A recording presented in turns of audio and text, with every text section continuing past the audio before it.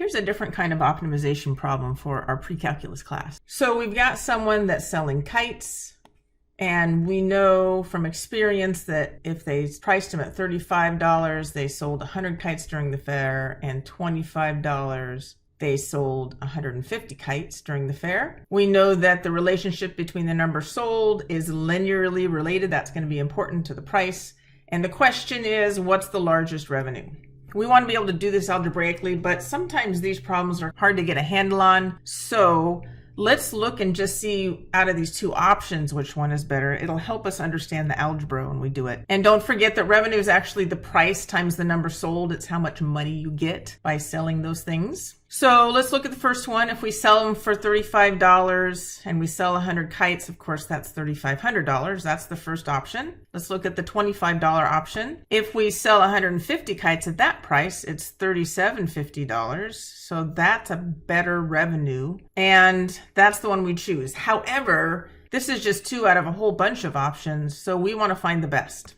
Therefore, we need to use our steps to solving optimization problems. The first step is draw a picture and label it. Of course, we're not going to draw a kite here. This is about money. So we're going to define variables. And the two unknowns here are what's the price and how many you sell. So we need to define variables that represent those things. I'm going to let P be the price. Honestly, you can let X be the price if you want, but you need to actually write it down. And N equals the number sold. Again, you need to write this statement down. Your instructor is not going to care what variable you use unless it's in the directions, but you need to write that down. And that's step one. Step two, determine what the focus of the question is, what you want to minimize or maximize. It's going to be revenue. And of course, we already talked how revenue is just the price times the number sold. So we are done with step two right here.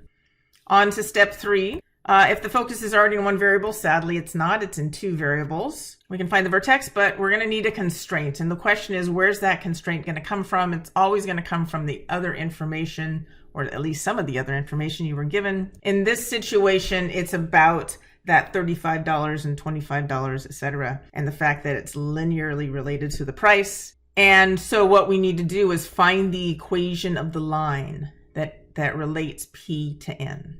And that's really an algebra question. I personally like to make a table to help me visualize it. So notice I'm putting my P in the X spot and my N in the Y spot. It honestly doesn't matter unless you're told in the direction which is important.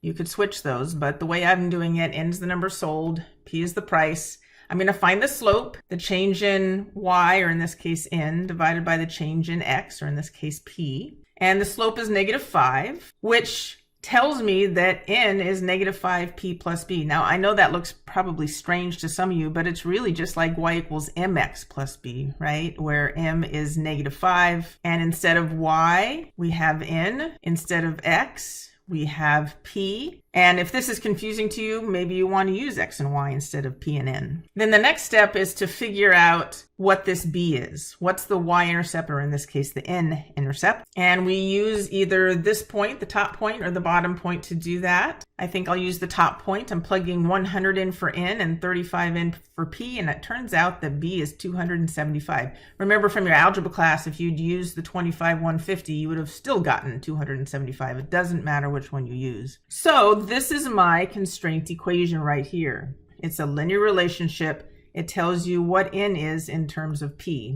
And that took a while, so sometimes it's easy to forget why we did that, and that's one of the reasons I really like to call this the focus. Remember, this is what we care about, this revenue formula. And the problem right now is there's two variables, and this fixes the problem. I'm going to be able to take this formula and plug it in for N and simplify it, and there we go. We have the revenue in one variable. That was the whole point of step 3. Now we're going to do this algebraically, but I like us to look at the graph also just to have us get used to graphs because we're going to need them in the future. What price do you charge to get the largest revenue? If we actually graph the revenue function, it looks something like this. Revenue is the vertical axis, P is the horizontal axis. It looks like we want the price to be around $28. And even though they don't ask us what the maximum revenue is, it looks like it's close to $4,000, just under $4,000. But now let's go ahead and do it algebraically, since your instructor is probably going to want you to do it that way. We need to find the vertex. That's step 4. Of course, we have our negative b over 2a. because this is a quadratic, right? The p squared makes it a quadratic, which means we get to use this formula. And it turns out the p is actually 27.5. If you remember, we had guessed it was about 28, so that looks right to me. And that actually is the answer to our question. They didn't ask us what the largest revenue was. They just wanted to know the price that gave the largest revenue. And we're done with the problem.